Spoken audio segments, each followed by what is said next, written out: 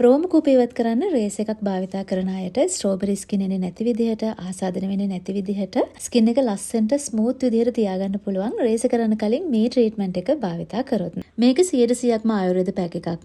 Raise කරන්න කලින් මේ පැක් එක ගාලා පැය භාගයක් ඉඳලා ඊට පස්සේ හොඳට ස්කින් එක ස්ක්‍රබ් කරන ගමන් මේ පැක් එක හොදලා දාන්න.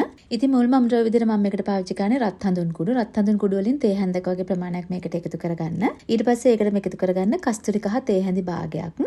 ඊට පස්සේ ඒකටම ඔයාලා එකතු කරගන්න ඕනි කොහොඹ කුඩු තේ හැන්දක් වගේ ප්‍රමාණයක්. මේ ඔක්කොම ඔයාලට ආයුර්වේද බෙහෙත් කඩවලින් මිලදී ගන්න පුළුවන්. ඊට පස්සේ මේ පැක් එක මික්ස් කරන්න ඕගොල්ලෝ අනිවාර්යයෙන්ම භාවිතා කරන්න ඕනි දෙහි හෝ ලෙමන්.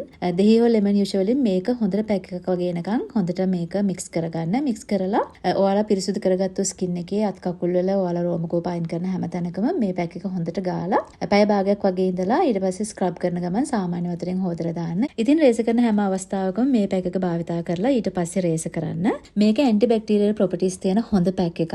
හොඳ ට්‍රීට්මන්ට් එකක්. ඉතින් ස්ට්‍රෝබෙරි ස්කින් එක නැතුව ආසාදන නැතුව ස්මූත් එකට ස්කින් එක තියාගන්න නම් ඔයාලා මේ ක්‍රමයට රේස කරලා බලන්න. එතකොට ඔයාලට මේ වගේම ලස්සන ස්කින් එකක් ගන්න පුළුවන්. තවත් මේ වගේ වීඩියෝ නරඹන්න ග්ලැමර් YouTube channel එකත් එක්ක එකතු වෙන්න.